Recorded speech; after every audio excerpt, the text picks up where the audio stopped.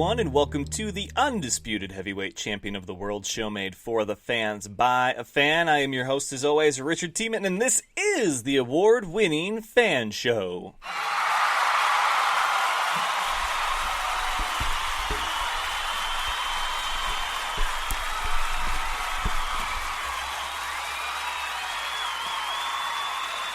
Thank you. It is good to be here. I am happy to join you on the first day of October. It is October the 1st. If you were waiting for someone to wake you up when September ends, I hope they woke your ass up, because it's time to get up, stretch a little bit, and remember that pumpkin spice is only around for a short time of year. For those of us that are hardcore cider and eggnog fans, though, hey, enjoy. Eggnog will be here soon enough. In fact, I think they keep pushing that one back further and further as well. But pumpkin spice, I don't get it. My wife is on this real pumpkin spice kick right now. And with that, I welcome you to the Tuesday edition, October 1st, episode 434, the show where everyone's a fan of something, and we have something for every fan, even if you're a fan of pumpkin spice.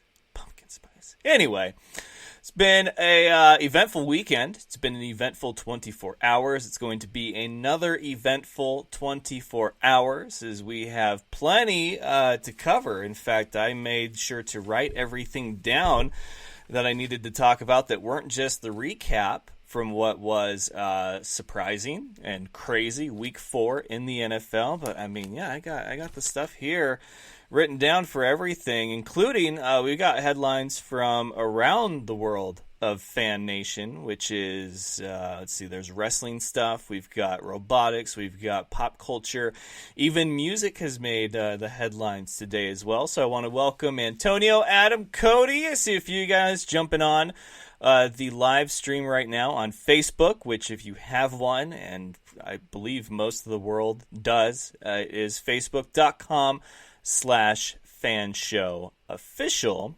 And that's where we can interact during the live broadcasts of this.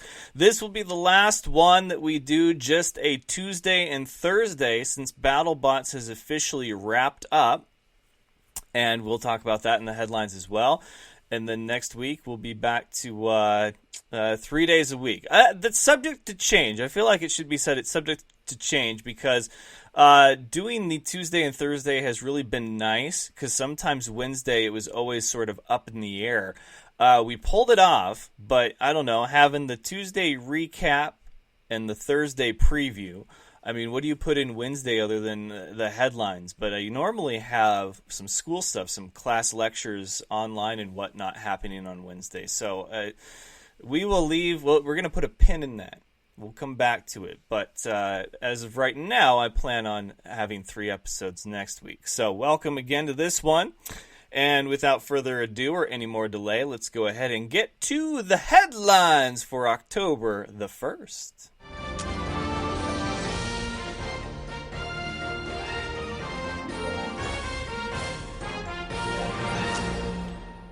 And, of course, headlines are brought to you by Dynamite Enterprises, where they can customize your world, and they want to customize your world, folks. I mean, they can do these awesome stickers. Look at that. There's the Fan Show logo. We've got the outdoors one peeking up here in the back. That was a very popular one.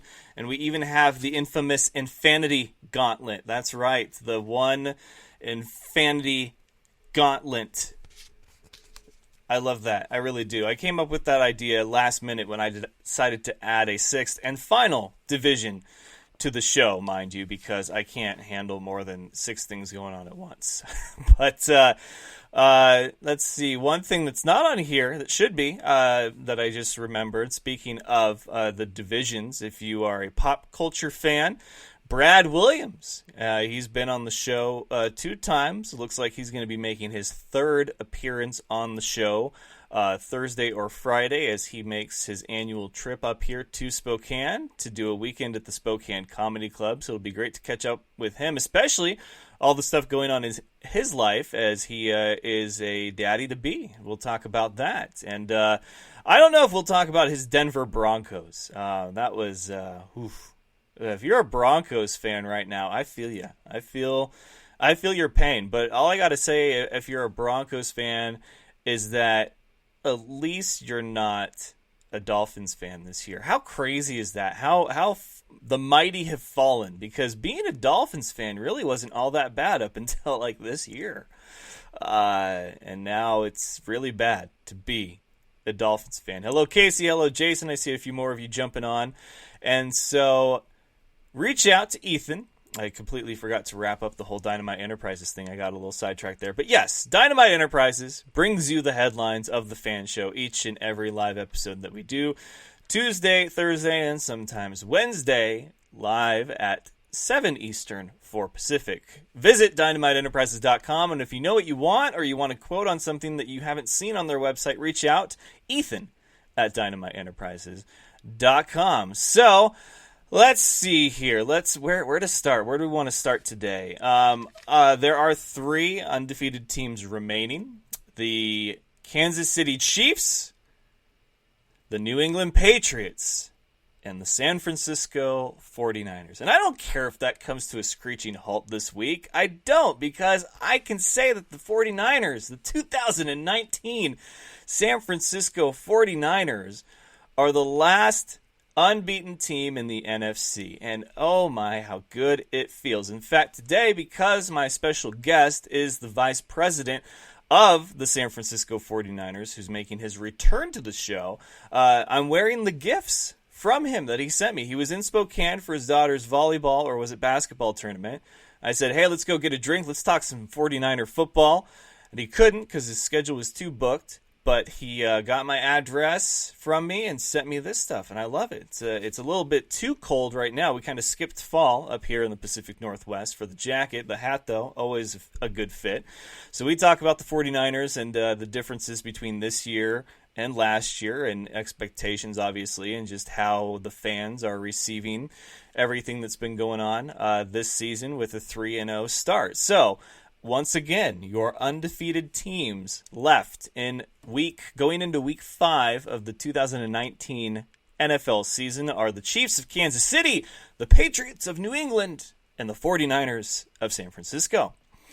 And then we have our question of the day, which is the biggest upset from week 4 was Philadelphia over Green Bay or Tampa Bay over LA.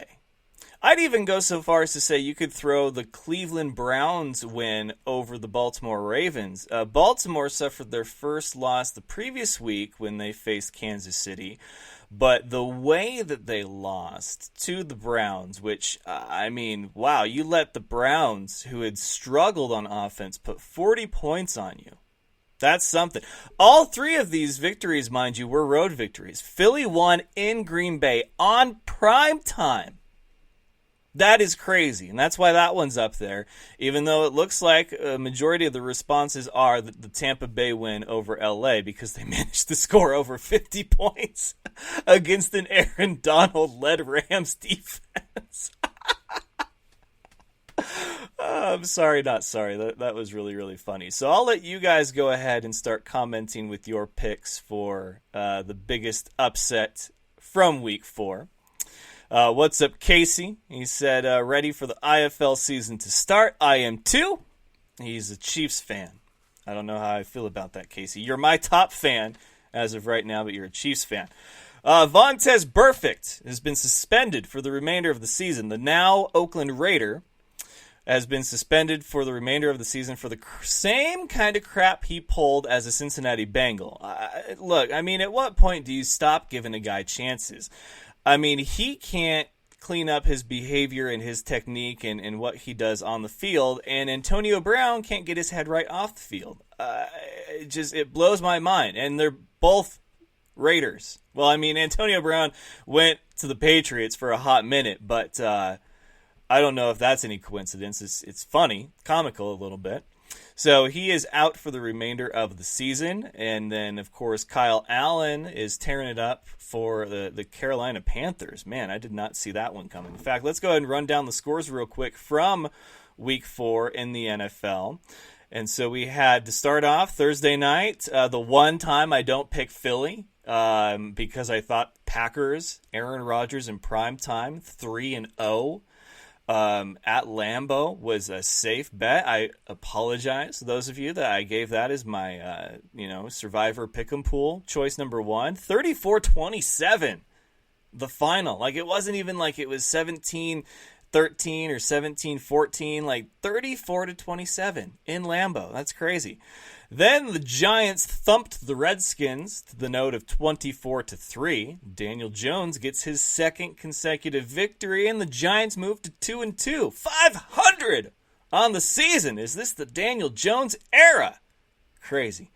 Chargers allowed the Dolphins to score 10 points. They still won, but I feel like the headline from that game is that the Chargers allowed the Dolphins to score 10 points.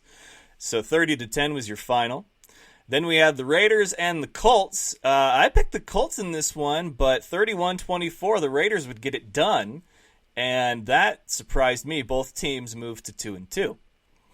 Then the Panthers and the Texans. This one, I had the Texans picked because I thought they were the better team, but like I said, Kyle Allen of the Carolina Panthers, 16-10. Both are now 2-2. Chiefs and the Lions, I feel like the Chiefs let the Lions hang around a little bit more than they should have. 34-30, your final from Detroit. And then the Bills lost to the Patriots in the most Bills way that you can lose, and that's a late, very just careless interception thrown by Barkley, whatever he was doing out there. 16-10 is your final. Like, they were moving down the field. All you had to do was hang on to the ball, get yourself in the red zone, and score. I mean, I know you're asking for a touchdown and a successful PAT, which seems like a lot to ask these days in the NFL, to beat the Patriots. And he just lobs it up, just throws it, whatever, game over. Patriots move on to 4-0. Then the Browns, 40 on the Ravens. Ravens scored 25 at home. Cleveland has won the first 2 road games of the season for the first time since 1994. I say again, the Cleveland Browns have won their first 2 road games of the season for the first time since 1994. Then the Titans laid it on the Atlanta Falcons, holding Matt Ryan and company to 10 points. I think I picked the Falcons in that one. I went 8-8 this week. I was 50-50 again. Not happy about it. 24-10 is your final. And then we had the big upset, 55-40. I mean, this was like KC versus LA last year, right? So 55-40, the Buccaneers advance to 2-2, and the Rams get their first loss at home. Again, how crazy is that? Seahawks get back in the win column against the division rival. Not that they really needed a win against this division rival in the Arizona Cardinals. 27-10, the final. Jaguars, Gardner Minshew. How much do we love this WSU product? I know that I'm starting to feel the hype. I'm feeling it. I'm feeling the Uncle Rico. 26-24, Broncos 0-4, and Elway apparently taking responsibility for the way that the Broncos have started the 2019 season. Vikings do not like that, as they score 6 against the Bears. Bears improve to 3-1, and the Cowboys lose by 2 to the Saints. I believe I called that one. That was my Survivor Pick'em because I completely blanked picking a Survivor Pool Pick'em game for Sunday. So I went and picked the Saints. I said I got 50-50 shot here, and it was the right move. And then the Steelers laid it on the Bengals, so they scored more than a handful of points. 27-3, your final, and that will do it for Week 4 of the NFL. And let's see, looks like we've got Miles saying that Tampa was the bigger upset. Adam agrees, Tampa. Antonio says Tampa. Hello, Matt. And then Adam also says $84 million mediocrity, referring, of course, to Kirk Cousins. Like, wow. But apparently there's people saying it's not all on Kirk. It's not all on the captain. The O-line has been sucking terribly. I don't know how I feel about that. So, look, Green Bay to lose, and in Green Bay on a primetime game against what I thought was really struggling Philadelphia team, I thought was a huge upset. I'm not saying that people expected Tampa Bay to beat LA, but I'm saying that there was reason that you could have maybe said that Tampa Bay would beat LA. But I think I'm going to probably lose this argument. I'm trying to just play it from both sides. The Cleveland win, not nearly as big a surprise. I think the fact that they scored 40 was.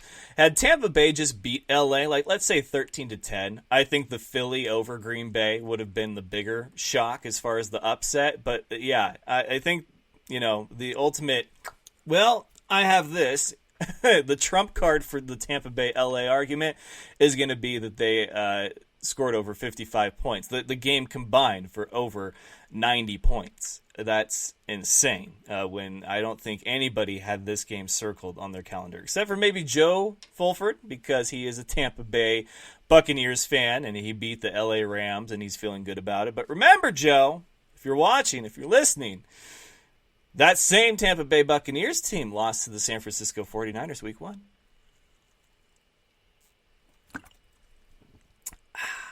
Anyway, moving on here. The BattleBots finale happened Friday night. It was amazing. I saw myself on TV.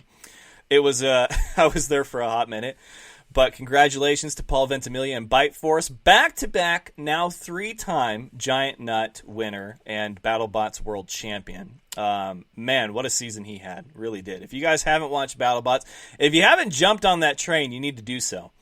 And then the Joker movie comes out, pop culture news. So that's robotics news for the BattleBots. For pop culture, the Joker movie comes out Thursday, October 4th. Now, this is one of those movies where I didn't have this one like as a must-see opening weekend. If I had the time to, the availability, I would go see it in theaters, but I wasn't going to go out of my way to see it in theaters. I'm personally Team Marvel, and this one just looked a little different. Like, I didn't know if I would enjoy it in the theaters. So I said, if I see it in the theaters, great. If I don't, no biggie. But it's being hailed as like the movie of 2019, and I'm like, y'all remember Endgame? So I feel personally attacked by that. But I also feel like this is a movie that a lot of people are hyping up so much that if I were to go and see it, I feel like if it didn't live up to other people's hype, I would be disappointed.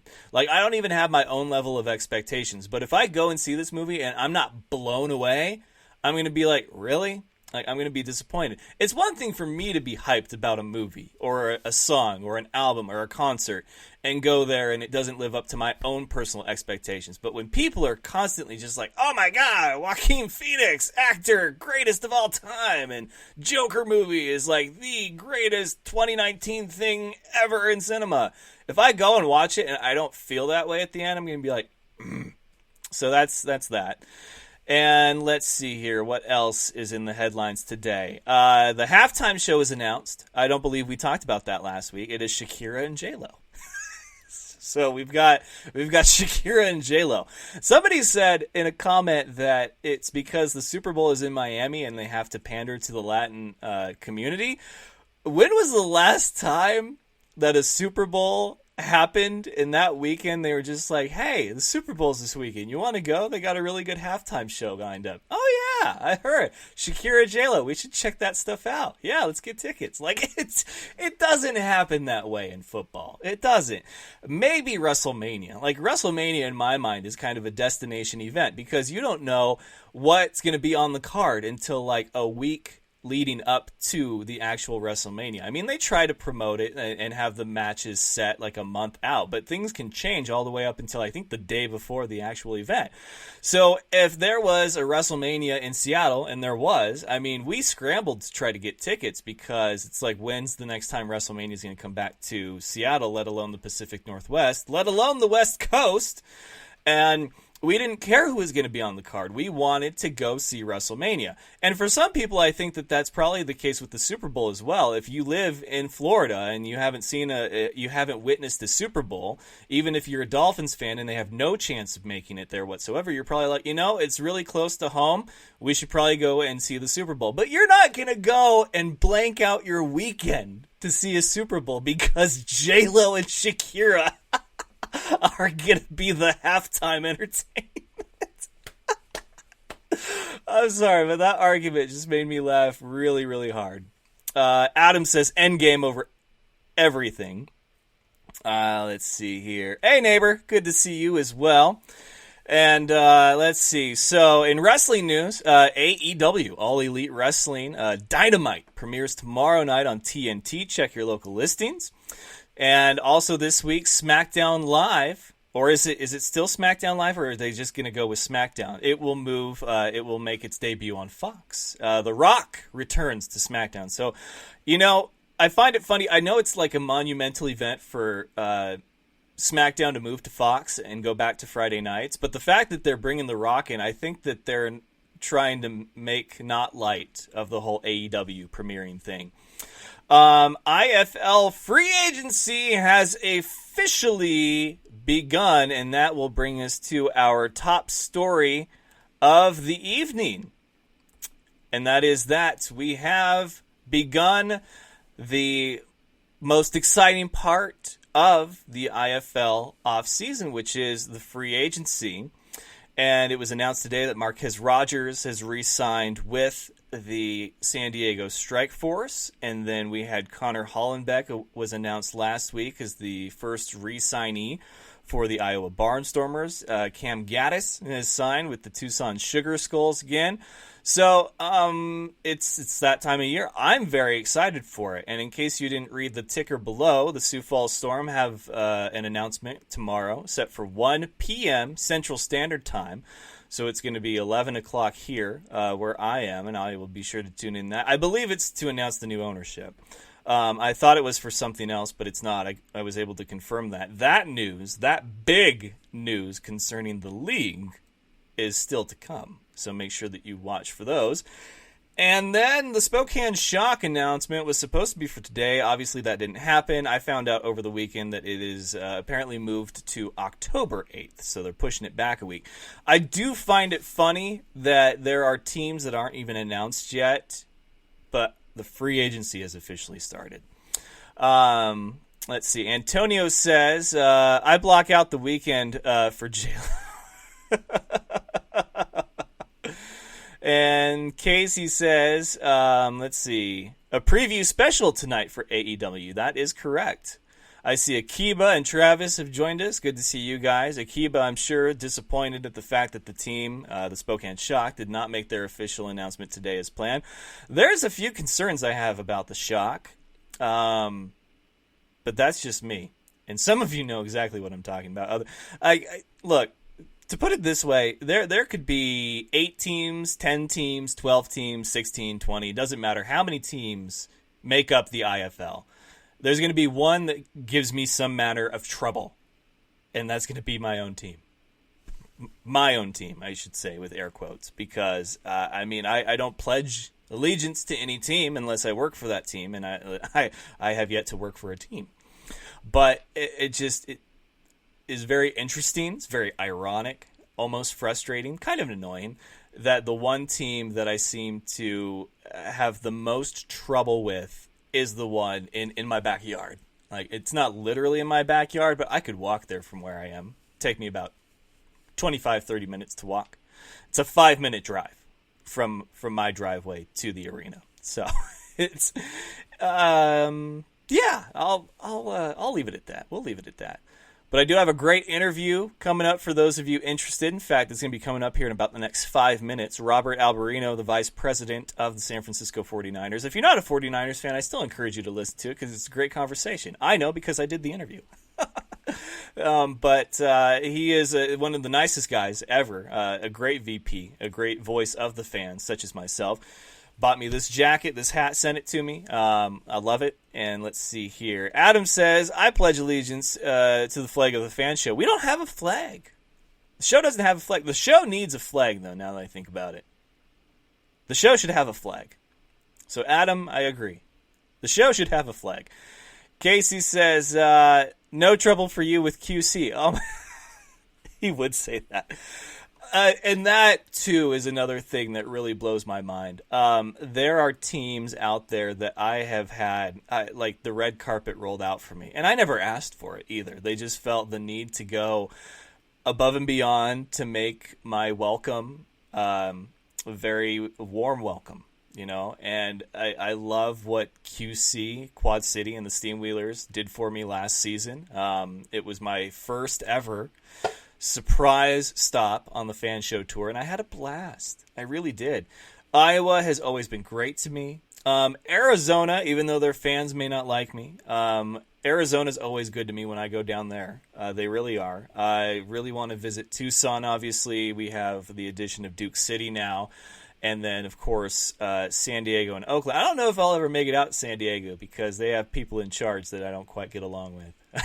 But that's a story for another time. Cedar Rapids, never been there.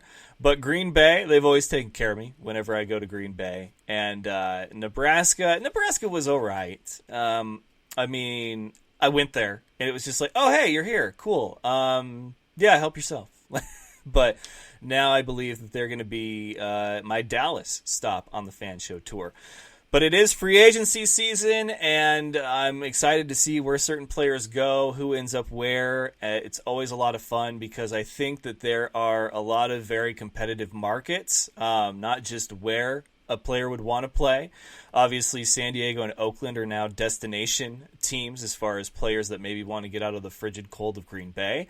But also you have teams that are putting head coaches in place that guys probably really want to be a part of what they're doing, what they're building. This is going to be a very intense free agency and a very intense remainder of the offseason, as if it hasn't already. We concluded the IFL meetings last week, and the biggest news still has yet to come out in any official capacity. I am sworn to secrecy on this. There's only a handful of people that I know that know. But this is a pretty good, well-kept secret, although there are people on certain forums that facepalm and shake their head at what the news could be and what they obviously know. And I'm just like, if you and I know the same news, I'm super stoked about it. And you're going to act like whatever, something I shouldn't say on the show live.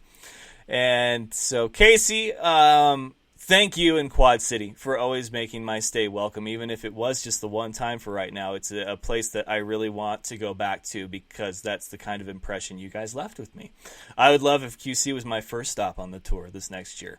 Adam says, you should also have your own national anthem. I don't need to go that far. The Fan Show has its own theme song, and the Fanthem is probably one of the greatest theme songs out there. It was written and produced and composed by my good friend Andy Rumsey, who is a solo artist now, kind of takes a more indie approach to things, kind of like Death Cab for Cutie, so to speak, if that was a solo act. But he was a punk rocker when I met him, and I had all of his albums for his band Man of Action, and it was so much fun to go and watch them play live. And when I asked him to do the theme song for me, he kind of gave me this look like, me? And I was like, yes, but I need you to get back to your punk rock roots. I need this thing to rock. I need this thing to be awesome. And this was his first go at it. What you hear at the start of every show, which, yes, I'm working on getting the audio for the Facebook Live, folks. But if you've ever downloaded or listened to the podcast, you'll hear it every time, and I certainly hope that you do that.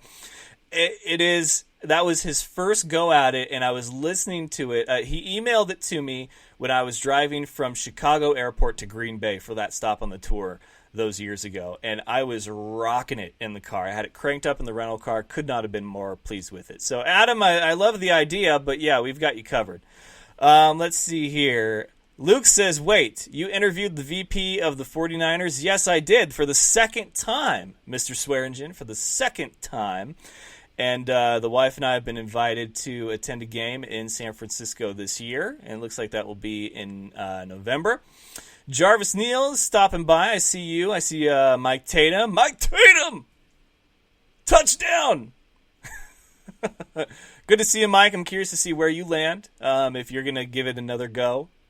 Would love to see you out there again. Jarvis, what's up is that you need to reach out to some of these IFL teams and go and find yourself a home within the Indoor Football League because it's going to be a lot of fun.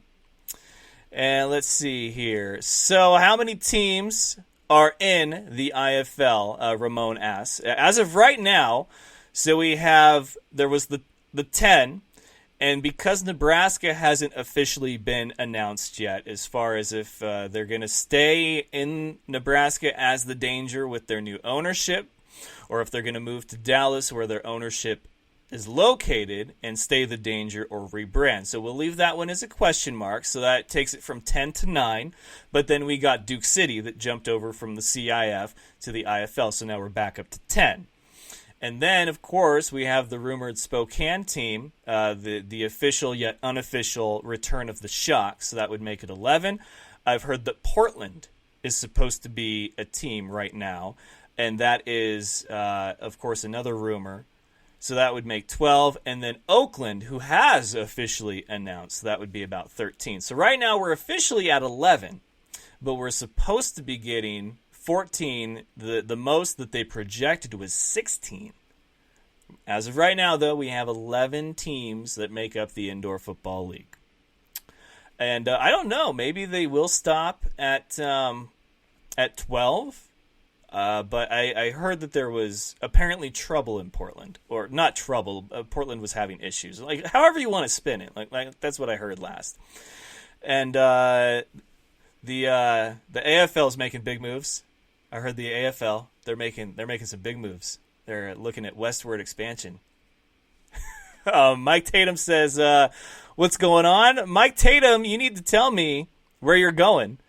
And he's like, I will give it another go, that's for sure. Good. No matter where you go, I will be there to get your highlights and put them in the top 10 wherever they fall that week. But you are never short of the highlights for that season, sir. Luke says, nice, dude. Congrats. Thank you. Sam says, hey, Richard, love the work. Keep it up. Green Bay misses you. I miss Green Bay. My waistband does not miss Green Bay, but me and my heart, we miss Green Bay because the camera does not add 10 pounds. Green Bay, Wisconsin adds 10 pounds. It's because you guys put cheese on everything, and it's delicious. But I can't do it. I can't do it anymore. Let's see here. Alex says, let's see. IFL is even more exciting now. And love the new setup. Thank you, Alex. Connor, good to see you. Connor has joined, official member of the 2020 IFL Iowa Barnstormers. I believe he's going to be the face of the franchise for the Amir Ishmael era. And what better face than Connor Hollenbeck? I mean, that man, between him and Ryan Ballantyne, like you could have had like a walk-off, like a Zoolander style. I wouldn't have been able to pick a winner. They are just two pretty boys that play football really, really well. And let's see here. Jarvis says, I'm trying. It's hard getting in touch with them. Hey, Jarvis, look, shoot me a message either right now or after this. I'll get you the contacts that I have for who you need to talk to.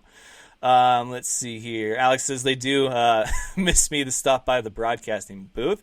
And Mike says, I'm a free agent right now. So we will see where I'm good enough to play. Where I'm good enough to play. I have a few places I like and will love to play. Mike, any team that is able to get you will be lucky beyond words to have you as a member of their organization for the upcoming season. So good luck to you. And, I mean, honestly, I think any team with maybe a new identity right now, I'm sure you'd make a big splash in Iowa. With Amir. Amir loves his big playmakers. He's a defensive guy, but don't let him fool you. He loves his playmakers on offense and special teams too. So I could see you with Iowa. Obviously, Bismarck would probably love to have you back. If the Danger end up relocating to Dallas, I'm sure you'd be welcome there as well. I think, I don't know how many years you think you've got left, Mike Tatum, but Oakland might be a spot for you. Go out there and ball out for a season in sunny California, or maybe even the Strike Force. They need the help. But no, man, you're going to be good no matter where you go. Sam says Tatum to GB. Hey, if they want him. You guys know I love Green Bay. It's not my favorite place to go in February or March, but I still love going there. And then Antonio says Iowa better Better be the one. All right, guys, so that is going to do it for the live stream portion of the show. I already went over about 7 minutes here, but I have my interview with Robert Alberino. So go ahead and hop over to Spreaker.com. In fact, I'm going to put the thing in here right now. It is Spreaker.com/user/The.F.A.N Show. And that's where you can hear the remainder of this episode and my interview with Robert Alberino. So I thank you guys for listening. Don't forget to give me a like and a follow on all the social media, and subscribe and download iTunes, SoundCloud, Spotify, and iHeartRadio. So here it is, the VP of the San Francisco 49ers, your 3-0 San Francisco 49ers, Robert Alberino. All right, ladies and gentlemen, joining me today, returning to the Fan Show, a very special guest, at least for me, but for the other fellow faithful out there listening, this one is for you. He is the VP of our San Francisco 49ers, Robert Alberino. How you doing, sir? I'm doing great, man. I appreciate being back in the spotlight again. It's always great to talk to someone of your really, what can you say about you that other fans haven't said? You're so hands-on. You really are a voice of the fans and the people. And here we are coming out of a very early bye week, which normally I don't like. But hey, it means that we're the last undefeated NFC team in 2019. What's 2019 been like for you from your eyes? It's been exactly as I expected, to be super honest. I knew we would be a decent team. We still have a lot to prove, obviously. I think that coming out of camp, I felt something a little bit different than actually I would even say coming out of sort of the mini camps early, right after draft. Just felt something a little bit different. I also felt like we had built this team properly. I give huge props to obviously Kyle and John for taking care of that. But, you look at teams across the country and a team that I love to follow, a team that is sort of my guilty pleasure is the Chiefs that, came from Kansas City, but still they're my AFC team, and they're having all this success. They're this unstoppable team, yet they haven't won anything. They built this since really 2013, since Andy played his first game as a Chief. Andy Reid coached his first game as a Chief, and it took that long to even get to this point. In 3 years, John and Kyle have built this team to get to this point. Again, we haven't accomplished anything yet. There's plenty more to accomplish. But if you look at us on paper right now, we're basically equal with the Chiefs. Now, I'm not saying Jimmy is Patrick Mahomes. I'm not saying we have this super stretch the field attack, but if you look on paper right now, we're in that same place. So it takes a long while to get to where you need to be. But I think 29 feels pretty special to us right now. And knock on wood, if, all praise to the big guy upstairs, please take care of our guys' knees and shoulders and hands and heads and all this wonderful stuff, because I think the one team that can stop us is us. And, I feel like this is an exciting time, and it's an exciting time for fans because we get to pump out all this great content, winning content. Content's always so much better, and the games are so much better when you have a W. Oh, yeah, absolutely. And, it's funny that you mentioned, the Chiefs, because obviously they're having another great start to their season. And they were that team that things kind of took a turn for us last year when Jimmy got hurt. And it's interesting. I don't forgive them for that, by the way. I don't forgive them for that by any stretch. Yeah. But continue. It's a tough pill to swallow for sure, and I'm sure that was probably the worst case scenario for somebody that comes from them and works for where you do now. So I do not envy you in that by any means. Yep.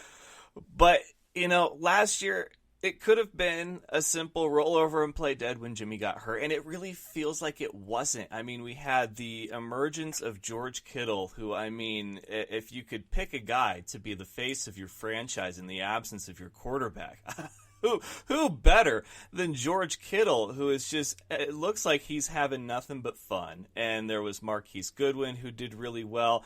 And then, of course, we had Mullins Mania for a while, which was a lot of fun. And the defense seemed like it was right there, but not quite. So then you have this year. Jimmy's coming back. How will he do? There was some stuff that people were saying were red flags in training camp with interceptions and whatnot. And I'm just like, it's training camp. Everybody just hold tight. Don't hit the panic button just yet. And so the first game was won with the defense. And then the second game in week 2 was won with the offense. And the third one, it was sloppy, but it was a real testament to this team's perseverance and being able to right the wrongs, which I think was what resulted in a lot of losses last year, was not being able to right the wrongs that were made in the first quarter or first half altogether. Am I wrong in this? Was this a similar observation that you and the rest of the front office have had so far this season when you compare where we are now to where we were this time last year? Yeah, look, when you lose your starting quarterback and you lose your starting running back, even in your mind, you say to yourself, that's probably 40 to 60% of our offense. So you're already behind the 8 ball. And I think what Kyle did was he looked at it like, A, we're not rolling over, as you mentioned, which I think is a great point. I don't know how many games we lost by, only a few points, but we were right in there in many, many instances. And the most important thing, I think, coming out of all of that might get overlooked is just reps. Now you're giving guys who are playing behind other folks reps. I mean, I remember when there was a lot of criticism on Akella Witherspoon. And this year he goes down, with the foot injury for however long he's going to be out. And people are like, wow, we need to really get him back. Now, last year, that wasn't the case. He was too skinny. He wasn't fast enough or whatever people were saying. And now the kid's got, 2 pick sixes, I think. I can't keep my stats straight for the team because I'm focusing on the bigger picture. But he's a force in the secondary. And I think if you don't have a year like you had last year, and I'm just using him as an example, players like him don't get, as good as they are right now. Think about Ronald Blair. Think about Ronald Blair and how he was able to evolve. Now you add all these great pieces to the D-line, and that certainly strengthens things, but reps get you better. And that, going back to the Jimmy piece, frankly, is in my thought process, and I am not a coach, that is what players need. And Jimmy hasn't had all that many reps. So if Jimmy continues to get better and the defense does what they're supposed to do and our running attack is putting up nearly 200 plus yards a game, let's go. You couldn't line it up better for us right now. And that's old school football right there. There's no razzle dazzle. We're punching people in the face and we're getting the ball and we're running it down their throat. Those are things that it takes a little time to do. So I think if it wasn't for 2018, maybe we're not in that position to do that for 2019. Yeah, and the 49ers have been able to do a tremendous job offensively this year with so many different weapons that I don't know if people at the beginning of the season would have even really considered as weapons. I mean, all eyes were on Kittle, and he's been rather quiet, but you still have all these different receivers, including Debo, and he had an almost spectacular catch in that game against the Steelers. Mm-hmm. I think it was a catch anyway, but that's just my biased opinion. I love it. But you also had, McGlinchey obviously stepped up last year and had to again this year with the absence of Joe Staley, which hurt me. But this team really is living that next man up mentality that we see with teams like the Patriots, and I think that's great company to be in. But the defense was the big question mark ending last year, leaving the regular season going into this one. And I think the fact that the team is able to put so much pressure on the opposing quarterback that ironically it relieves a lot of pressure from our own in Jimmy and what he feels he needs to do with the offense. So it's great to see such growth. And I know that we're only going into week 5. We're 3 games tested and then an early bye week. But, I don't want to be the eternal optimist, but I really do feel like what we're seeing is something special with these San Francisco 49ers. I agree completely. And again, there's a lot in front of us. I think we broke it down. If there's no overtime games, there's something like 52 quarters left for us to play. And we're like, man, that's a lot of quarters. We were all, if the season ended today, well, if fans and butts were candy and nuts, it'd be Christmas every day, right? So, we have a lot to play and a lot of games left to play. And I'll tell you, it sounds corny and it sounds like coach speak, but I just want that next game to come.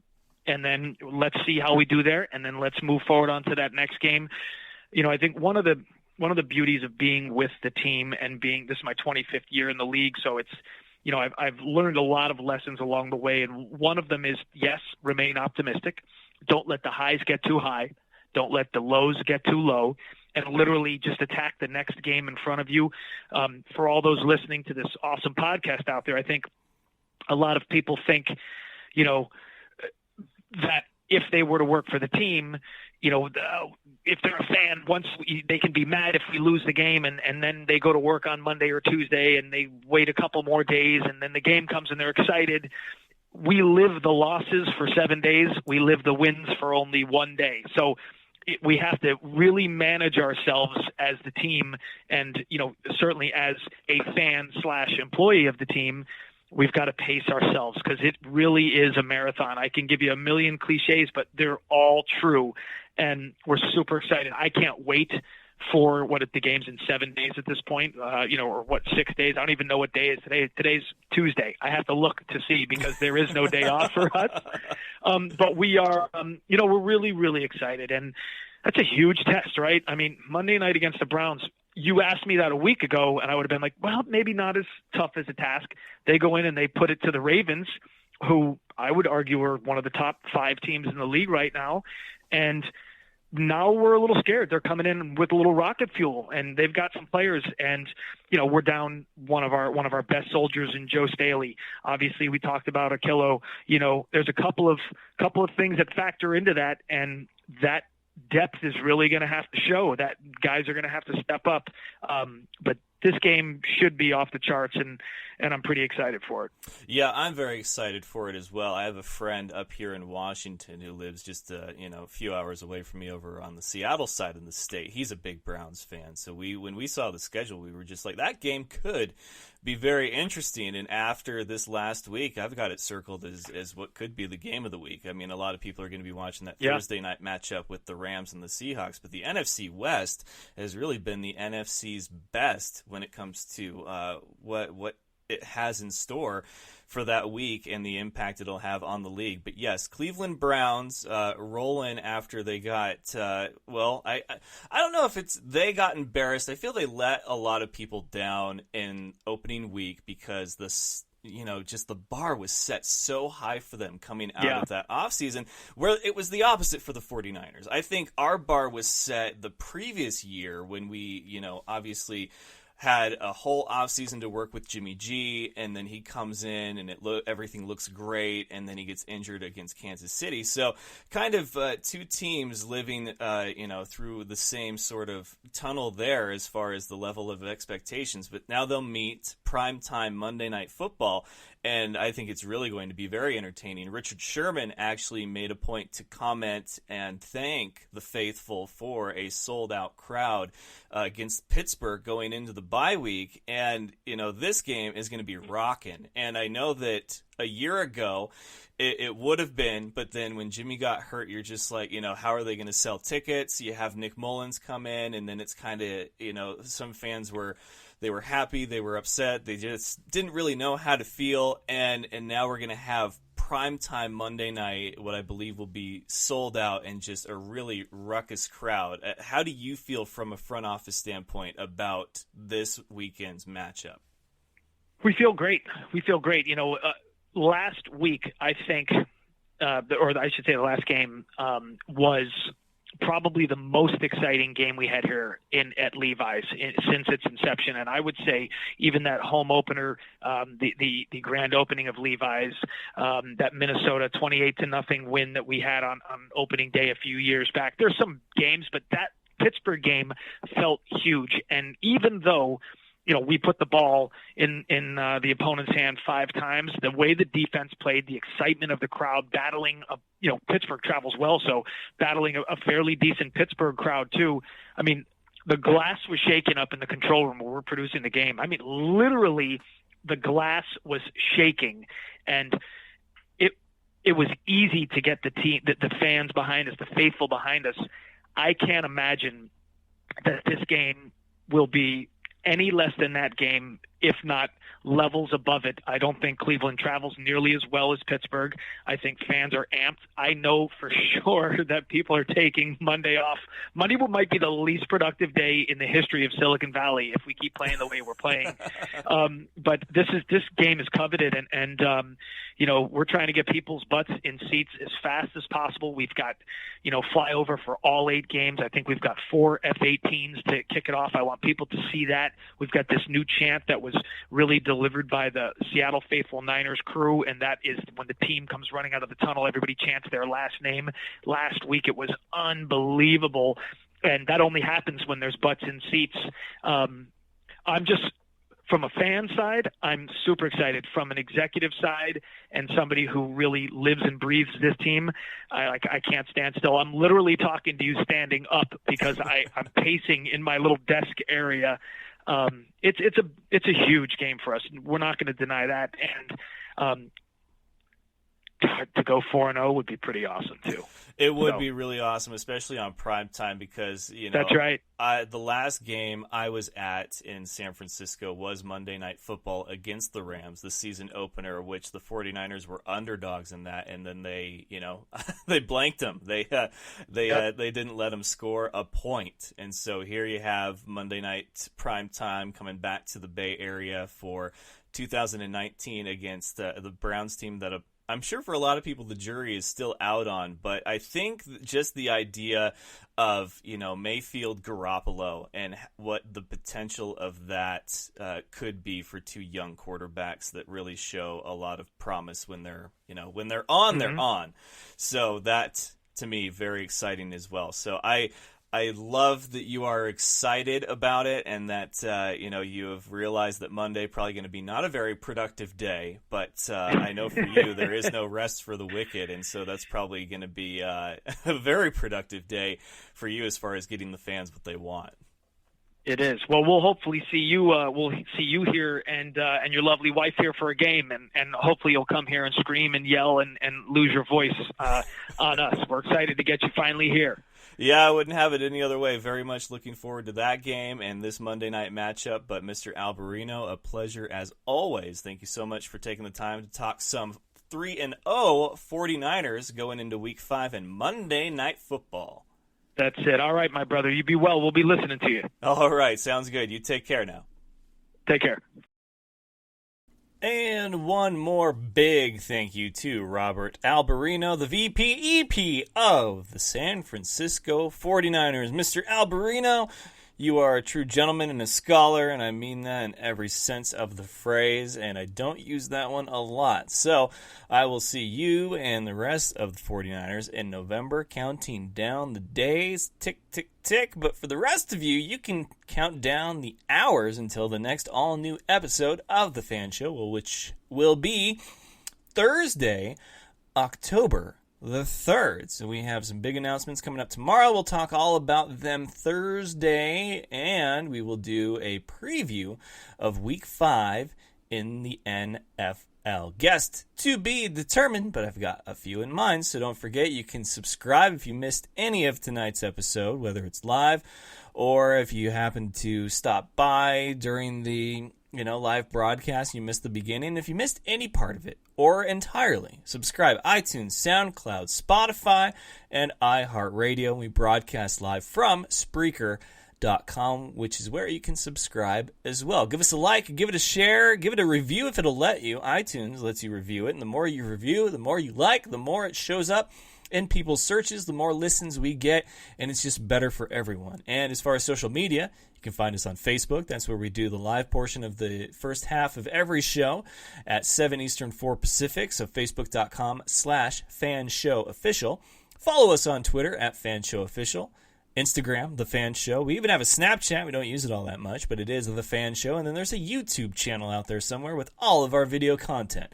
So until next time, best of luck to you and yours. Go Niners! And remember, of course, it's not official unless it's Fan Show official, and we are officially out of here. Go Niners! Good night!